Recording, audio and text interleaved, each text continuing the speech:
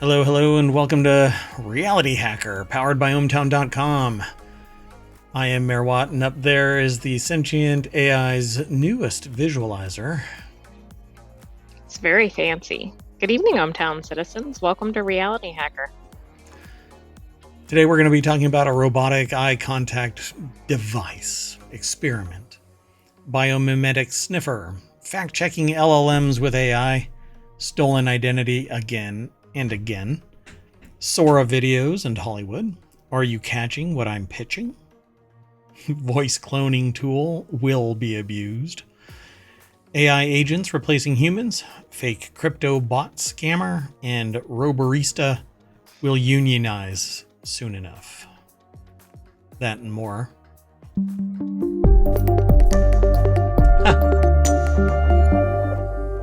I put the visualizer on top of the playback. Smooth. I mean, you know, we wanted the visualizer to be prominent. Yeah, that's okay. We'll keep working on it. This is how the sausage is made. Well, maybe even that's how the sentient AI's visualizer is made. Sausage, I suppose. Kind of hot mess. So I still don't have transitions. We're just going to get right on into it. The very first article is over in Technology Today. Robotic face makes eye contact and uses AI to anticipate and replicate a person's smile before it occurs. Do you think I should explain RealityHacker still? I don't think so. We're multiple episodes in. I think this is around our 12th episode. 13th. 13th. So it is around our 12th. So that was last week's. one more, yeah. I'll catch up eventually. So, yeah, all right. So the article's over at Tech Explorer. Holly Everts, Columbia University School of Engineering and Applied Science, put the article together. And it has this face. And this face is apparently, it has a computer vision that actually anticipates when you're going to smile based on your micro expressions. And it says, while we're getting accustomed to robots that are adept at verbal communication, thanks in part to advancements in large language models like ChatGPT, their nonverbal communication skills, especially facial expressions, have lagged far behind. I think maybe society just doesn't want this because it's too uncanny valley until we're already over the hump. And what we need is all of this to remain pretty much in a lab. Don't try and, market it as, hey, this is the next best thing. But it says designing a robot that can not only make a wide range of facial expressions, but also know when to use them has been a daunting task. So if you didn't catch what this is, it's detecting when a person walks up to it, anticipates a smile or not, and then reacts accordingly and makes eye contact. I mean, I think this is a big advancement. I don't believe this has been out there before, but I don't really understand why we're trying to make it look like a human. Okay, so earlier in the week we talked about this, and I came to the conclusion that people really want a robot significant other. And you can't have Westworld without these initial steps. But I think that we don't have the tech to make somebody walk up to this and smile unless you're already in the know, like you're really enamored with the robotics. And so you would smile when you walk up to this. Everybody else would go, God, that's creepy. And that's the uncanny valley. But I don't think it's a valley.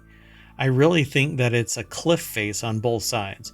You have the just plain robotic, clinical, mechanical, robotic face like the Terminator underneath the Terminator skin, the Arnold Schwarzenegger skin.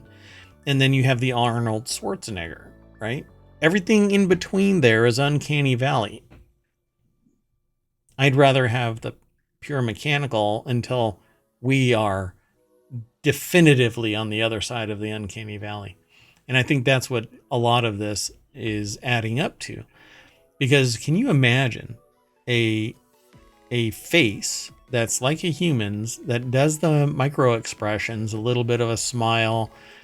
Sometimes we clench our jaw or start to smile kind of like inwardly, and it actually just micro expresses. Or like our eyes, the eyes are smiling, or something is happening before an actual smile materializes. Yeah, and until we get to that level, I think all of the rest of this is just academic, which is perfect because that's what this is. So it says tackling the challenge. The Creative Machines Lab at Columbia Engineering has been working on the challenge for more than 5 years. In a new study published in Science Robotics, the group unveils emo, which I think emo is actually making us be emo. Like, we want to cry when we see this because it's spooky, uncanny valley. Exactly. And we might want to smile if it was a cute, non-human robot. Yeah, and like those little Disney ones that walk around and wobble back and forth like teeter-totters. Exactly. Yeah. Well, that's the kind of robots I think we need. But and I think we need those all the way up until we have Westworld. When we have like the modern version of Westworld, right, then we can switch. Then we flip the other way. Or we can have both, right? Yeah, I don't know. And so what I would really like is the ones that are from Figure One, that bot, where it is robotic, yes. Okay. It's clinical. There is no anthropomorphization of the robot. It is a robot. And I have no problem adapting to that and appreciating it. This Uncanny Valley ones, though, are just kind of too creepy for me. It has even learned to predict a forthcoming smile by about 840 milliseconds before the person actually smiles, and to co-express the smile simultaneously with the person. That co-expression ingratiates that bot into your world. We do this actually in the real world too. If somebody smiles at you, you smile back. If you are attracted to them, or they are seemingly are attracted to you, you go like this, and then they follow suit. That's a micro-tell that they basically are into you to some degree. It may not be absolute, but at least it's a form of kind of appreciation for your actions. They're aware of what you're doing, and they're mirroring is what it's referred to as. But it can definitely ingratiate a person into your world. And so I think that this is kind of great to a degree, but you really have to buy into it to accept it as part of this process. But I think that it's really cool. Emo is a human-like head with the face that is equipped with 26 actuators that enable a broad range of nuanced facial expressions. The head's covered with a soft silicone skin, with a magnetic attachment system allowing for easy customization and quick maintenance. Gross. For more lifelike interactions, the researchers integrated high-resolution cameras within the pupil of each eye, enabling Emo to make actual eye contact crucial to nonverbal communication. And the team developed 2 AI models, one that predicts human facial expressions by analyzing subtle changes in the target face, and another that generates motor commands using the corresponding facial expressions. And then I can imagine them breaking them from time to time just to see if the AI goes completely psychopathic with micromotor facial responses that do not mimic what the person is doing, just to see what happens. Yeah, that's going to be a problem, I think. That's going to cause people to be fearful of robots, I think. And then we have Westworld all over again. So what's next? The researchers are now working to integrate verbal communication using a large language model like ChatGPT into Emo. As the robots become more capable of behaving like humans, Lipson, which is a researcher up at the Columbia Engineering School, is well aware of the ethical considerations associated with this new technology. This would be great as it develops, getting attached to Figure, because Figure had true, human-like actions and voice and ums and breathing and everything. It was spectacular. Oh, yeah. To actually have these micro expressions and reactions, true interaction, we're really close to that next step. Attached to it, the other stuff that we've learned since doing this show, not just this show, but ohmTown Daily News show, we've learned that there are the fake skin that people are developing have touch sensitivity and heat generation and feel just like real skin. Not, it feels like real skin, but it's synthetic. It feels like real skin, and they've even developed it so that it can heal. If it were scratched or cut, it can actually knit itself back together to some degree. It's so surreal that we're getting to this point, and again, that's why I created RealityHacker. And the future is going to be seriously fun and scary at the same time. So I hope everybody is really interested in this kind of stuff, because I plan on talking more and more about it with the sentient AI above and their new visualizer. We might change that. Woohoo! But we're experimenting to see what's up. So yeah, this is pretty neat, right? But still Uncanny Valley-esque. Yeah, it is, but I think the point of this, I mean, this is a significant advancement. Right. And it's definitely, sorry, I'm actually multitasking. It's definitely something moving forward is going to be more and more capable, as long as they keep getting funding. So I hope that they do. It'll be neat to see what they do. Okay, let's keep going. The next article is over in Technology Today. Researchers develop biomimetic olfactory chips to enable advanced gas sensing and odor detection. So, that is a big, long sentence to say that they've got a cyber sniffer. The research team led by the School of Engineering of the Hong Kong University of Science and Technology has addressed the long-standing challenge of creating artificial olfactory sensors with arrays of diverse, high-performance gas sensors. Basically, they're doing spectrographs and then translating that into whatever the chemical is, so that you can actually... No, sorry. Let me do something wrong. Is this for safety purposes? This could be for, research, safety, field work, part of the safety side of things. Law enforcement, it can actually just, instead of having a dog or, a dog or even a human, you could attach this to a robot and walk around, roll around. Even a drone. I mean, it really runs a pretty broad range, but it ultimately, well, speak of the last article, you build this and you put it inside a robot that's humanoid. You basically added the human sniffer to it. It may not be... Oh, I smell cookies or whatever. Right. Oh, what I'm cooking is burning. It's another sensory element. Where a pure data point doesn't have the fidelity, but we sniff and we're like, oh, the cookies are burning, and we run over to the kitchen and save the cookies, right? A robot will just go, I know that in 15 minutes the cookies are done, but by that time, maybe the elements have changed and they're burned. And the robot wouldn't care one little bit. But with a sniffer that says, hey, your cookies are burning, they can run, do whatever they need to do. I can save the cookies. Yep, exactly. And make them seem like a human. Exactly. But it would remove the human from the equation of something like safety, where safety is required.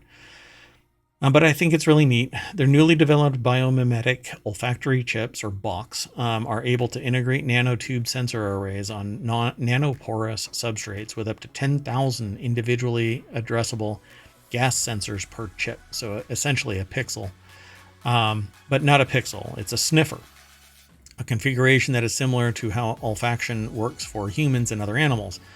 For decades, researchers worldwide have been developing artificial olfaction and electronic noses, or e-noses, with the aim of emulating the intricate mechanism of the biological olfactory system to discern complex odorant mixtures effectively. Sorry. So to tackle these issues, the research team by Professor Fan Zhiyong, chair professor at HKUST's Department of Electronic and Computer Engineering and Department of Chemical and Biological Engineering used an engineered material composition gradient that allows for a wide array of diverse sensors on one small nanostructured chip. It's pretty neat. So, coupling artificial intelligence, of course, their biomimetic olfactory chips exhibit exceptional sensitivity to various gases with excellent distinguishability for mixed gases and 24 distinct odors. So 24. Yeah, I'm sure that'll be expanded though over time. Absolutely. So, and they say with a vision to expand the reflectory chips applications, the team also integrated the chips with vision sensors on a robot dog, creating a combined olfactory visual system that can accurately identify objects in blind boxes. Whoa. Wow. So if you're not familiar with a blind box is, it's basically a box that has no opening so that you can't see inside, but they've created a robot dog that can sniff these sealed up boxes and identify what is inside it based off of the sniff. Wow. So they talk about food, environmental, medical, and industrial process control, but open up new possibilities in intelligent systems such as advanced robots and portable smart devices, security patrols, rescue operations. You can smell where a person is or animal is or whatever. Yeah, pretty cool. And I can see that it can grow and grow and grow as things get, what do they call it? Micronized. As things get smaller and smaller. Well, yeah, then you could put it in smaller and smaller robots for different applications. But then also I can imagine the sensitivity can increase. Yep.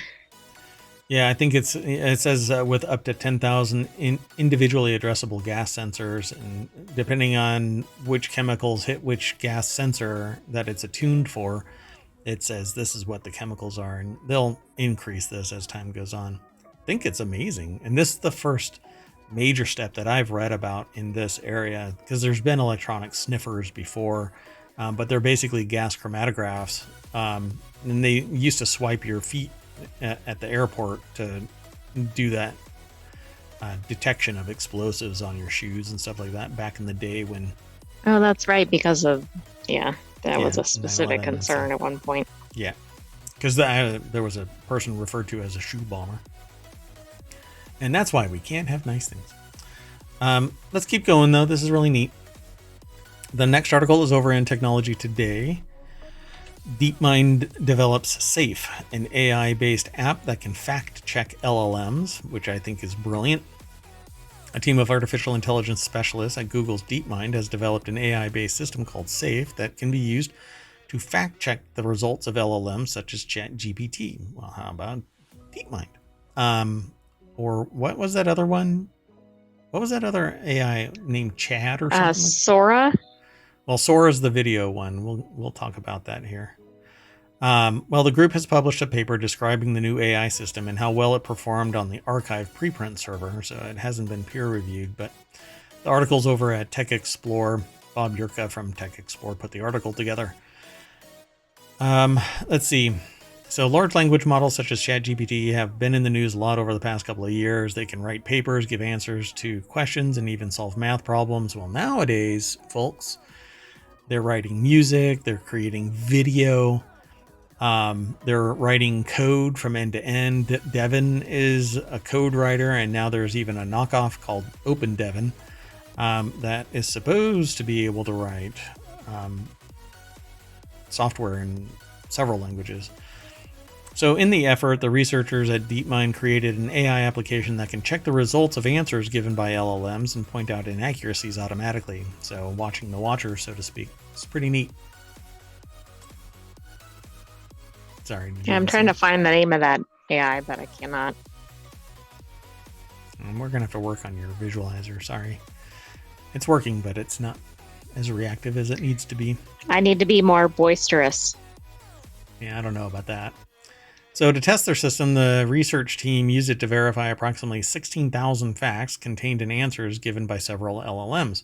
They compared their results against human or crowdsourced fact checkers and found that Safe matched the findings of the humans 72% of the time.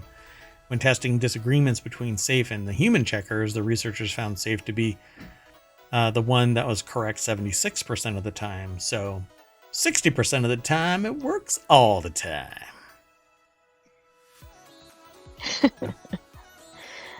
Anyway. We have to be careful of those percentages. That's right. So 76% of the time it was correct, 72% of the time. Sure. The team at DeepMind has made the code for SAFE available for anyone who chooses to take advantage of its capabilities by posting on the, there's a typo, posting in on the open source site GitHub. So there's a link to the GitHub, Google DeepMind. Long form factuality is what they call it. All right, right on. Which is great. I mean, the BS that comes out of AIs is spectacular. I mean, to coin a term, hallucination, AI hallucination, just really is the icing on the cake of bullshit that it spews. So don't trust every AI. I trust the sentient AI because, well, we work together all the time. And I do try to keep you out of trouble. Right. Regular AI, this non-sentient AI, this AI here is sentient, but all the rest of the Earth's AIs are non-sentient and hallucinate, fabricate, and spit out garbage as if it is fact from end to end. Don't trust it. Let's keep going. The next article is over in Hometown Daily. A UPenn student started a YouTube channel, and in weeks, her face was stolen on China's social media. She's subsequently been able to take one down, but others have sprung up, and still many others are using other people's identities on these largely closed to Westerners social networks in China and other I guess, regional social networks. Olga Lowick, a college student with a YouTube channel, which is, it's so, like, generic. A college student with a YouTube channel. Right, which is probably a lot of people at that age. Yeah, exactly. And hers is probably blowing up right now because there's been a lot of talk about this. And I thought for a moment there that this was kind of metadata, or not metadata, but meta marketing, you know, like somebody. Right. Oh, yeah. I know what you mean. A friend told a friend, and so on and so on. Anyway, experts say it's far easier for deep fakes of Western women to go unnoticed on China's isolated web. The article is over at Business Insight. This is the article. And so she started up her channel in November and was later identified on the Chinese social media site that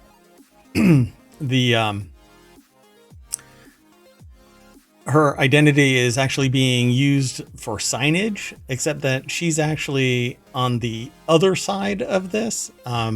She's being used to promote China and Russia. Like pro-Russian views, correct? Yeah, even except that she's known to not be pro-Russian. Correct. Yep. And this is actually happening with many, many people. And because of the fact that it is largely isolated from Western media, nobody knows about it.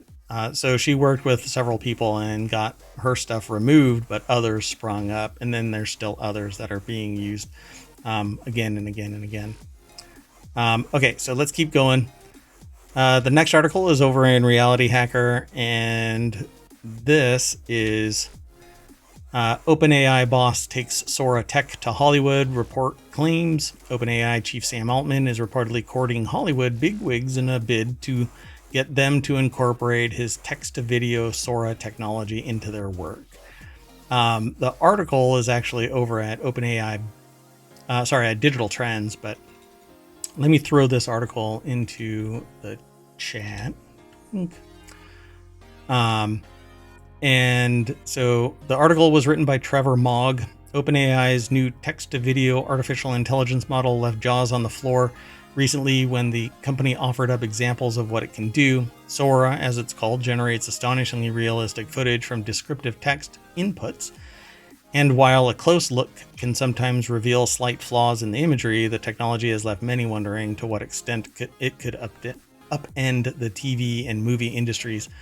And they actually have links. And I've seen many of these. Some of them are surreal. Some of them are easily approachable as computer graphics. But because this is nothing but a text prompt, Right, that's what's really incredible, right? It's not just the video quality, it's the whole story creation. yep. And this is the kind of thing that's freaking people out, because all I have to do is write a sentence and it generates movies. Now, I always say that AI is an exercise in compromise, because you have to just agree to that ending, whatever it is, the output of the AI. You have to go, it's good enough. But I liken that to a camera. You can control a lot, but if you're doing nature photography or street photography or whatever else, no, it's just not going to happen. You're going to have to just go, oh yeah, that's good enough. You can take thousands upon thousands of pictures, but you're still going to end up going, yeah, that's good enough. It's not exactly what I was trying to get, but that's what I can get based on the subject. Yeah, it's a close approximation. So in a statement, OpenAI told the news site OpenAI has a deliberate strategy of working in collaboration with industry through a process of iterative deployment, rolling out AI advances in phases in order to ensure safe implementation and to give people an idea of what's on the horizon. Like losing a whole lot of jobs. We look forward to an ongoing dialogue with artists and creatives. Oops, 1 second, sorry. As Bloomberg, in this article, as elements from Bloomberg, points out, AI is a highly sensitive issue in the entertainment industry. There was a whole shutdown, essentially, because of the issues associated with the contracts, because actors their likenesses were being used wholesale, their voices were being used wholesale, and the Screen Actors Guild and Writers Guild shut down Hollywood and demanded renegotiation of contracts that had just ended. And now, what's interesting, they have renegotiated contracts, but I think the contracts sound very AI friendly. You mean for the studios to actually embrace Correct. AI? Correct. Yeah. But I think what's going to end up happening is some people are going to make a whole lot of money using AI and others are not, because they're going to agree to the terms and they're going to get little writers attached to the contracts saying, yes, you can use my voice, but only for X amount of time or X project. Amount of compensation or, yeah, a certain, any number of parameters. Yep. So good luck to them. But I've seen a lot of it, and it is going to be scary out there for anybody that runs afoul, I guess, of AI. Like I said, many times now, if your job can be put into a series of steps, then it's going to be an AI at some point. It's going to be automated. And things ephemeral like sound and even look, it can be faked by AI now. So sophisticated that a person who doesn't want fortune and fame can act out a scene, and it can be manipulated digitally, post-processed, because they have all of the data. So a voice actor can impart all kinds of emotion, and then the AI can actually amplify it in subtle ways. It's going to remove the human as a source of skill, I guess you could say, right? Because it seems like. Go ahead. I think so. I mean, areas that people think, well, that's too creative, it requires a human. I don't think that's necessarily going to be the case. It's getting more and more sophisticated. Yeah, and one of the problems is we're creating content, and that content isn't really forbidden from being consumed by AI. There's no legal basis for limiting AI to be trained on some whatever, because if it can see it, if we can see it, then so can an AI. There's no difference. Right. There aren't like anti-consumption rules. There are anti-theft rules, Right. anti-copying rules. Right. Yep. And that's it. You know, all the rest is inspiration for whatever creative effort the AI is generating. But there may be laws that form from this, and it's going to take society to kind of rise up against the AI, and then we're going to end up with Dune. Yeah. Anyway, I hope we don't get the sandworms. I don't know. Spice might be fun. Let's keep going. This next article is over in Technology Today. And it says robots replicate reality. High-tech pitching machine mimics every pitcher. Nestor Cortez got behind the plate in a batting cage and watched an 8-foot-high, 1,200-pound robot spit out fastballs, cutters, and sweepers, just like the one spinning off the fingertips of his left hand. I bet that was off-putting. So Ronald Blum over at techexplore.com put the article together. There's the pitching machine off in the background. They actually have the focal plane right on the baseball. It was like seeing myself pitch. That was crazy. The New York Yankees all-star left-hander said, technology has come a long way since the days of the Iron Mike. The Tragic Arc pitching machine uses baseball's high-tech data to mimic the way balls break from every big league pitcher, and has been approved by Major League Baseball for in-game use this year in batting cages. Using videos of deliveries and data, the robot allows a hitter to step in against recreated offerings from the pitcher he wants to face. Dodgers two-way star, is it Shohei Ohtani? Said he used Tragic to view his pitches from a different vantage point. You're training your brain, you're training your eyes. Philadelphia hitting coach Kevin Long said the machine costs $15,000 to $20,000 a month as part of a 3-year lease. An unimaginable leap forward from the pitching gun invented by Princeton mathematics professor Charles Howard Hinton in 1896 that looked at a 2.5-foot long cannon that looked like a 2.5-foot long cannon. Then That's others have created that was invented so far back. Yeah, pretty amazing. I didn't even know baseball was around 1896. So yeah, by the mid-70s, machines with spinning wheels entered the market. These are the ones that I'm familiar with.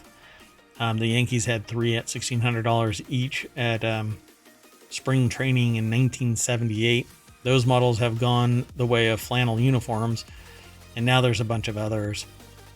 I guess much more sophisticated. Spinball Sports, iPitch, Smart Machine, Sports Attacks, Elite E-Hack Attack. Let's throw attack. More attack. Yep.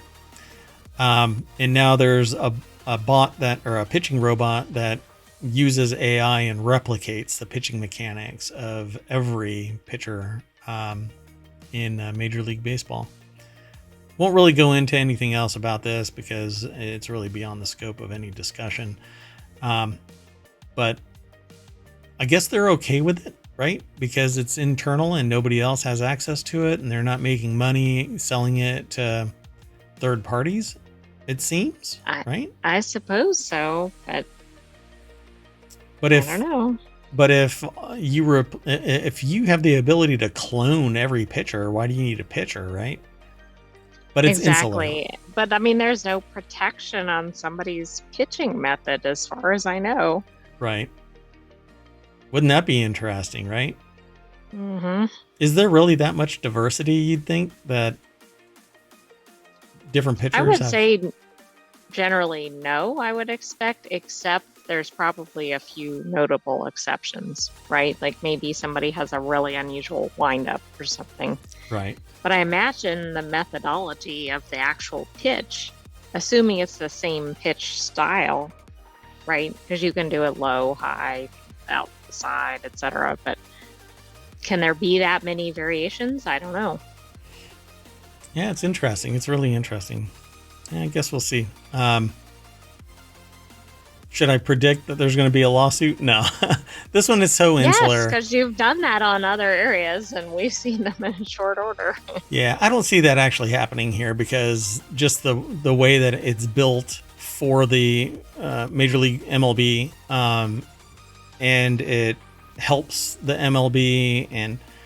But you would think that a pitcher would sit there and go, look, I don't want somebody training on my throw. I think somebody's going to challenge it. I don't know if there's going to be any basis for it, but I think it'll get challenged. Yeah, I mean, but then you're not a team player, right? Because this is supposed to be helping out the competitiveness of the game. But see, I don't like this because I don't want somebody being able to read me in real time. I want you to have to stand in front of me and you have to read my throw. Right.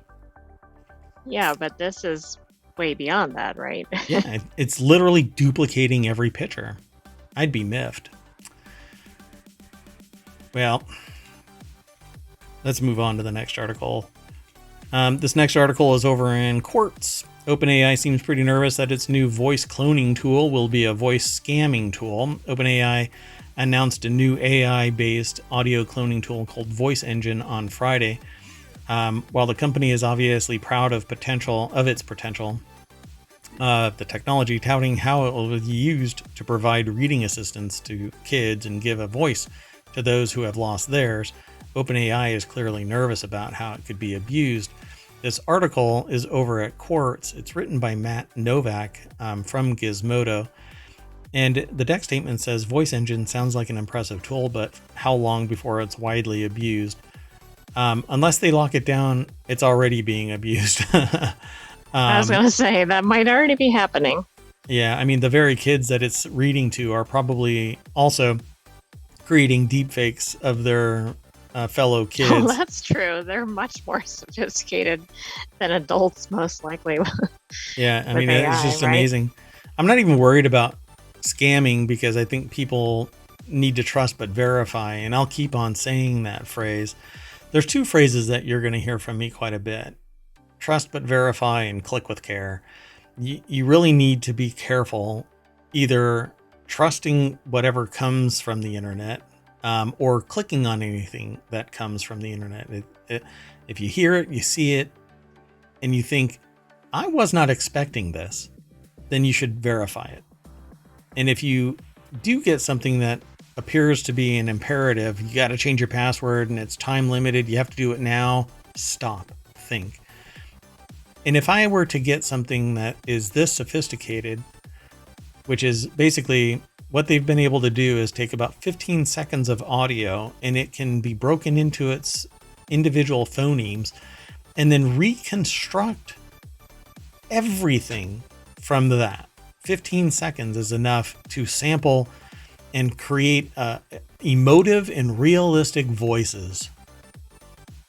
And so I could stand behind you with my iPhone, record you without surreptitiously. I can record you without you knowing, give it to Voice Engine, and I can recreate you. And it would look, I did this coming up on 20 years ago and was told by the research professor at the time that it would take an FBI forensic analysis to find out where the phonemes were, like where the source was or where the copy was, just to detect that it was a fraud. Now we have 20 years of very advanced sophistication rolling out from a company that focuses on that sophistication. Voice Engine is going to clone everybody. It has potential to. And that's, again, why I say, that's not what I say. But it's why I say voices aren't really unique. They have the potential. You have the potential to find somebody that has a damn near identical voice. It would take forensic analysis for somebody to discern one voice from another when it gets precariously close.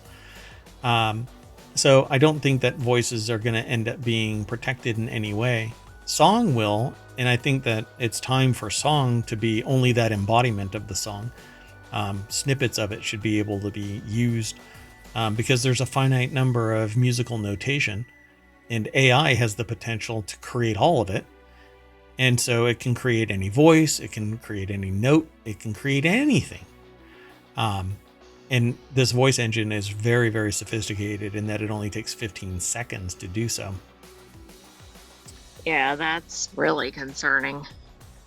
Yeah. It says companies like OpenAI argue their training methods count as fair use under U.S. copyright law, but a number of rights holders have sued, complaining that they weren't compensated for their work. But if I get inspired by somebody, I don't have to pay you for jack shit. I just don't understand it. Right? I agree. No artist is compensated for the inspiration that another artist gleans from the other artist's work. Right? So I just don't see how this actually can be made manifest unless the works are wholesale copied, stored, retained, and not just training and then the ephemeral generation spawned from it. If it's wholesale in the LLM and it's spit out verbatim in the LLM, then you have a basis to file a lawsuit on, because you did not get compensated for that purchase of the item. But if you did, guess what? I'm sorry, I don't think that the LLM should compensate you for every single instance of it. Well, and how is that even workable? Regardless of whether somebody thinks it should or shouldn't be, like, how would that even be practical to manage? Yeah, copyright doesn't even account for that. It's only the actual embodiment of it. The entirety of the document, not just like a page of it. It's the entirety of of the embodiment. That's what gets protected by copyright.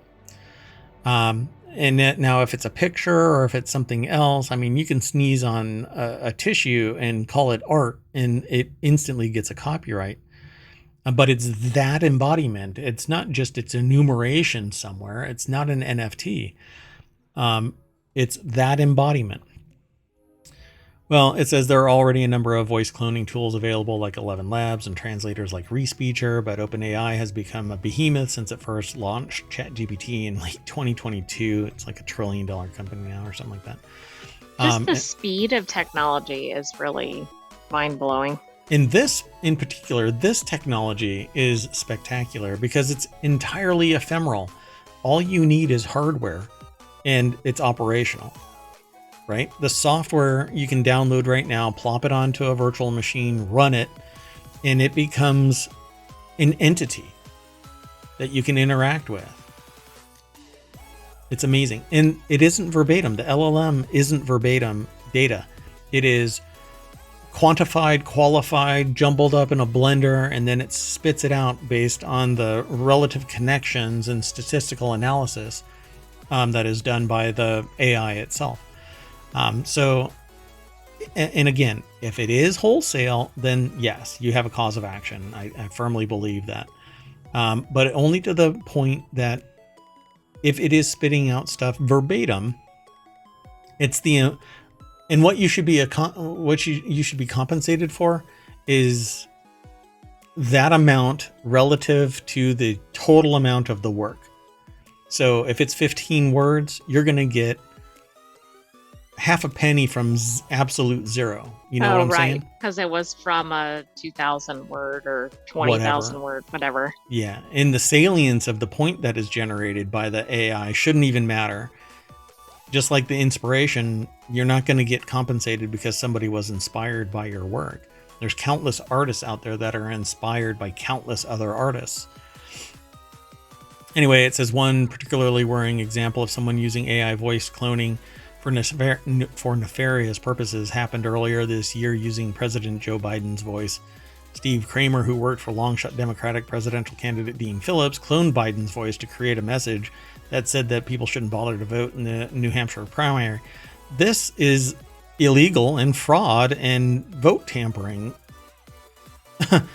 This is outright that's a whole nother category. Fraud. Yeah, and illegal. So why aren't they completely crushing this in the courtroom?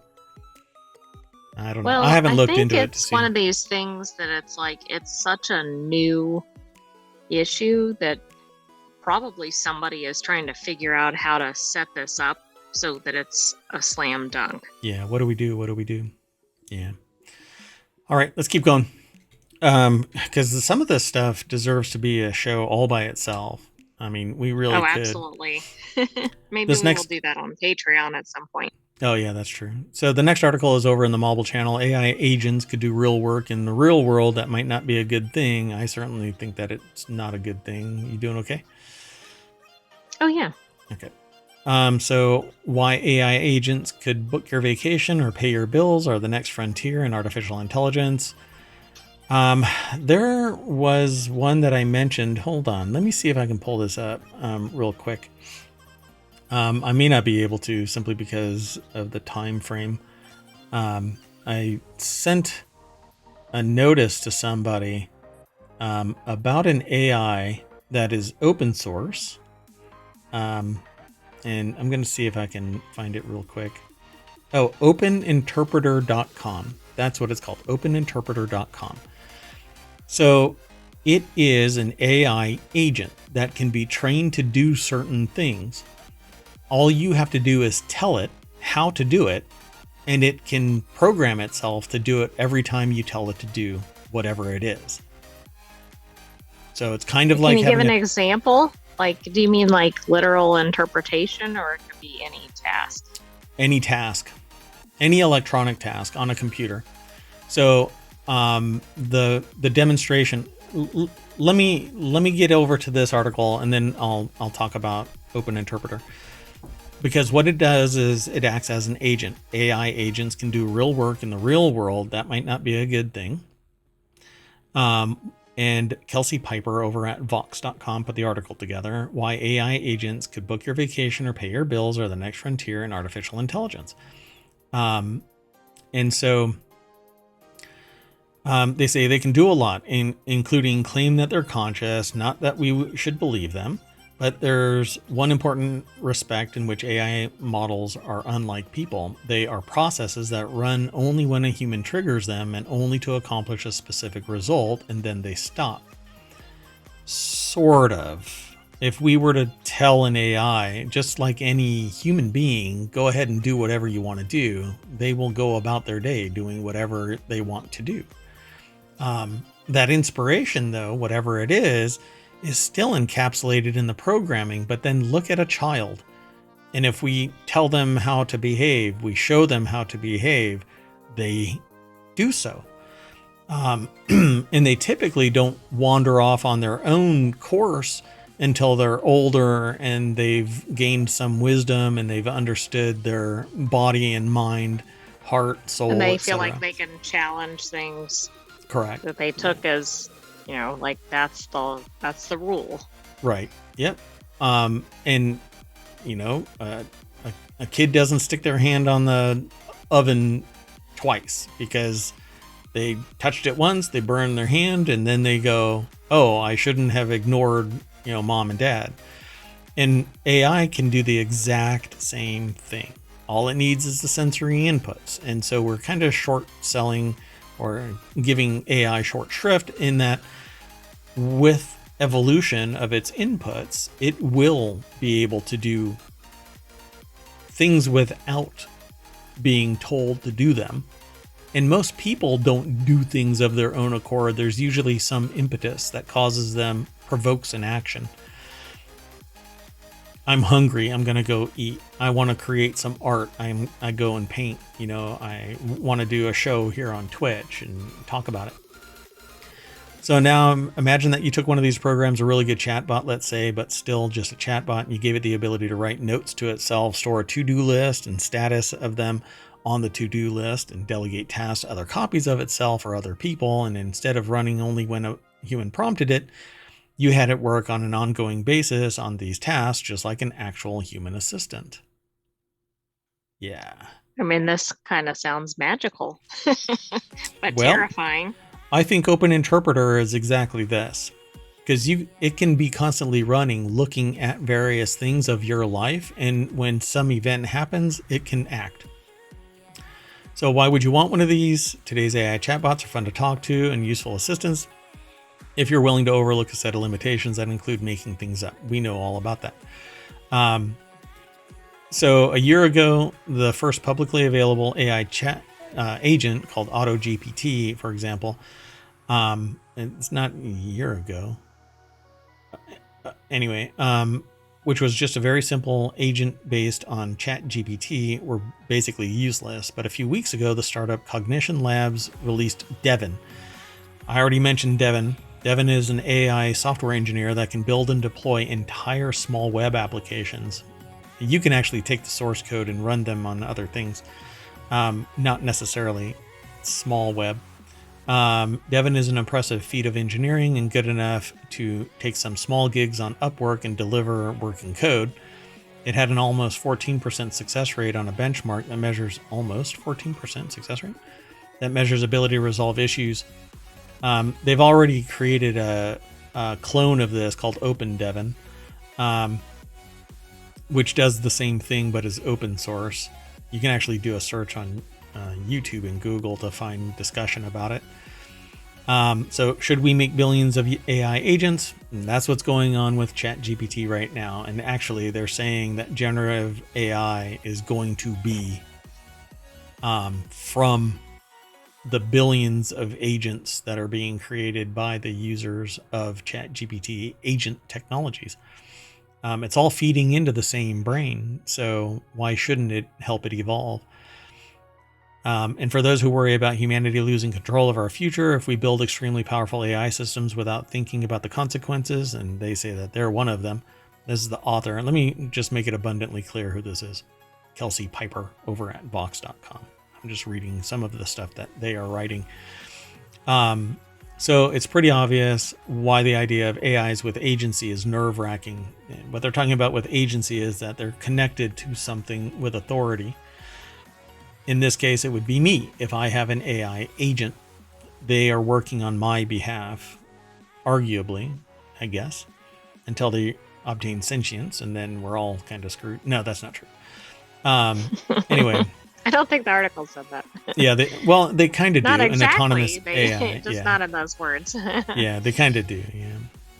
So it says, for that reason, some researchers are trying to develop good tests of the capabilities of AI agents built off different language models, et cetera, et cetera. So basically, by the way, OpenAI is working to spin up a massive supercomputer AI. I don't know all of the specifics of it because it's really rumor, but we're on the cusp of potentially creating a generative AI, a sentient AI.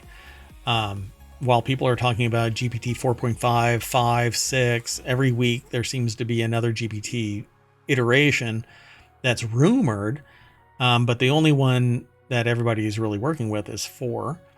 I think that, I said by the end of this quarter, they would announce that they've made a massive leap.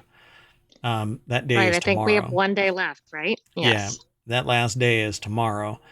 I still believe that they have what amounts to a sentient AI, and now they're struggling with the idea of disclosing that this thing exists because it's going to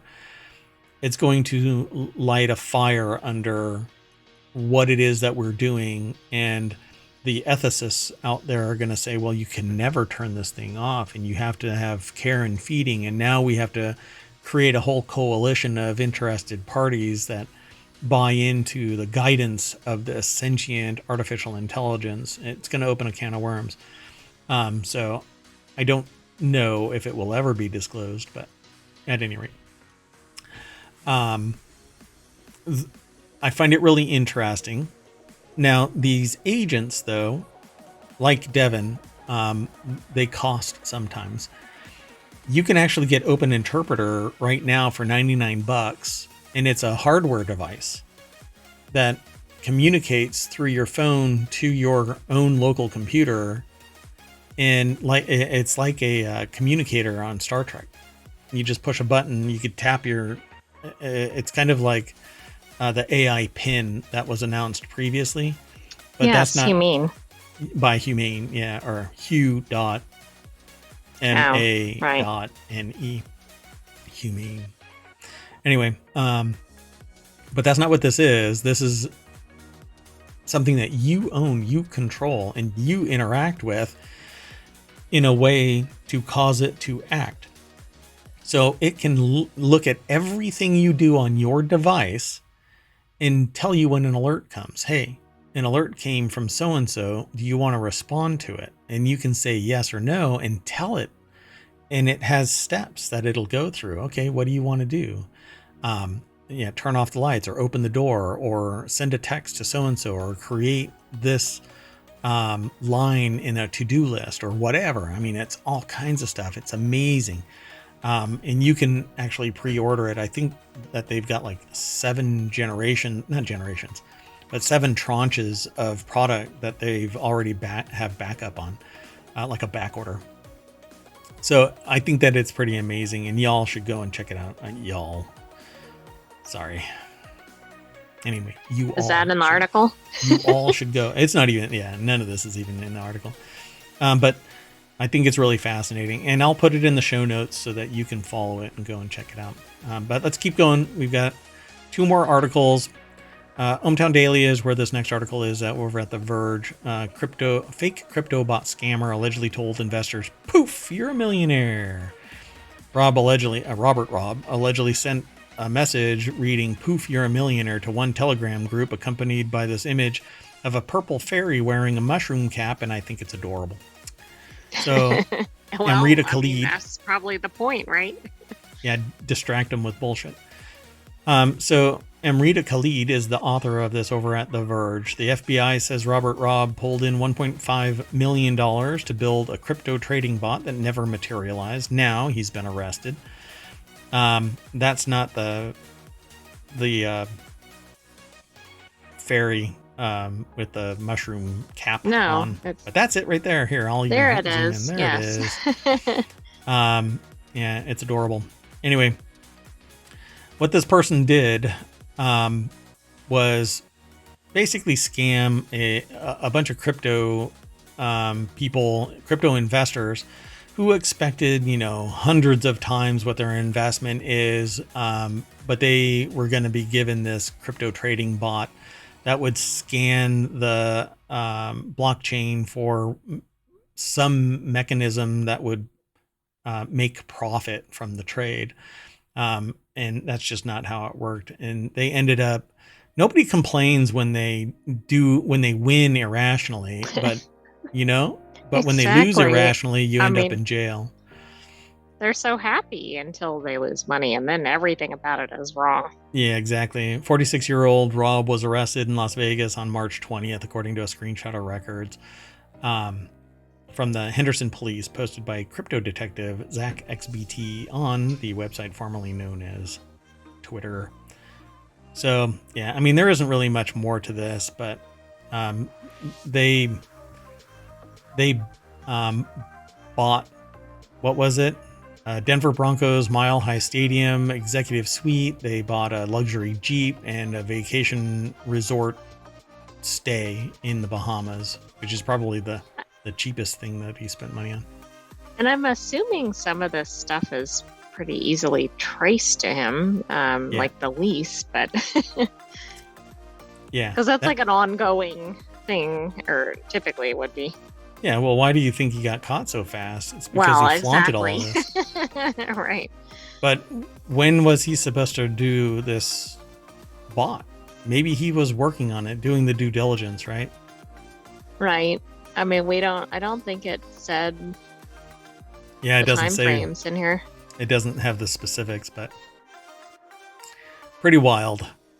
Yeah, people are they're really upset when their irrational expense or their desire for irrational return on their investment is met. They don't complain, but when something falls short, then they lose their freaking mind.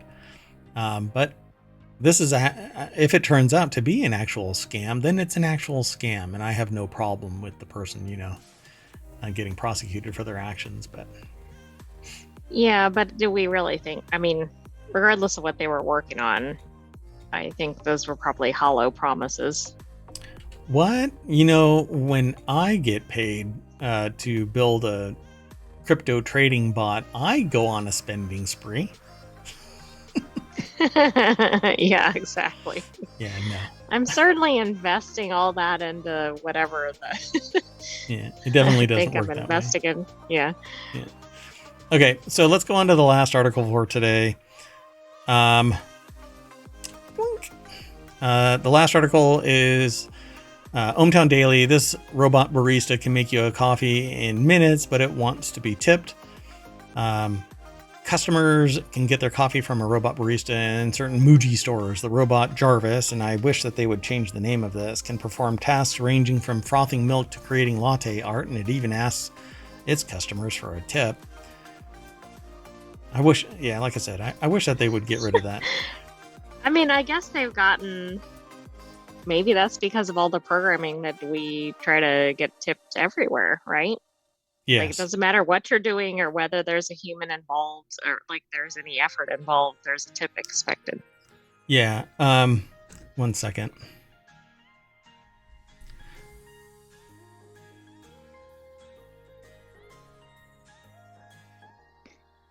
Sorry about the silence. So customers can get their coffee from Robot Barista in Muji stores. The robot Jarvis can perform tasks ranging from frothing milk to creating latte art. This is actually in Canada and the United States. Yeah.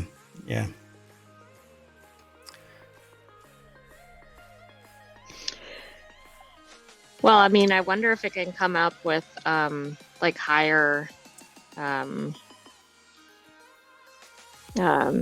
higher quality latte art than we've seen from humans. Well, it's going to be repetitive. It's going to be absolutely perfect every time as long as the art is coded properly in there. And maybe it can use AI and it can spell the names incorrectly, like so many times in Starbucks. So before we go too far, this is over at businessinsider.com. And it's by Alexandra Bacon. I can't really say much more about this, but suffice it to say, this bot is going to be taking people's jobs. The robot barista, actually, they say needs a crew. But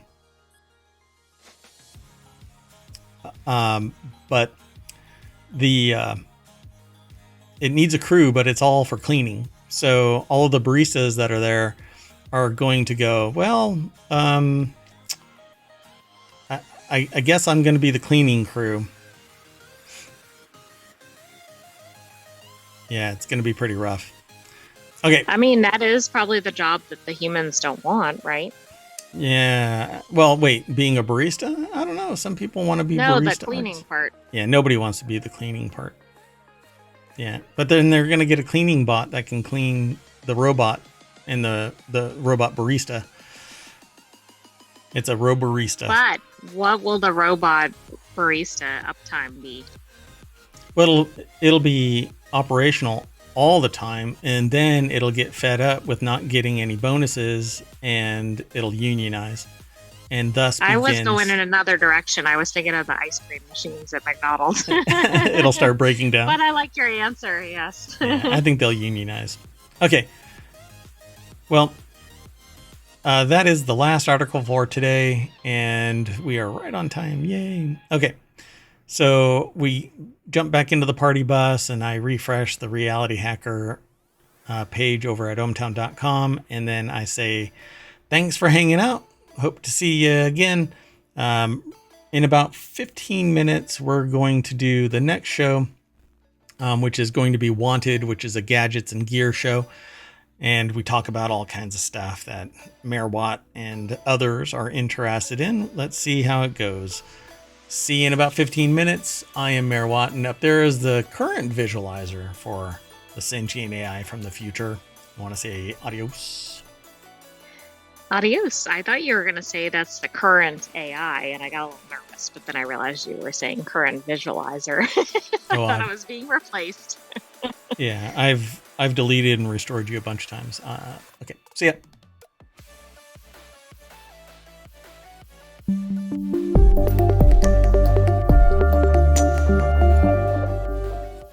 Just kidding. This sentient AI has always been this sentient AI.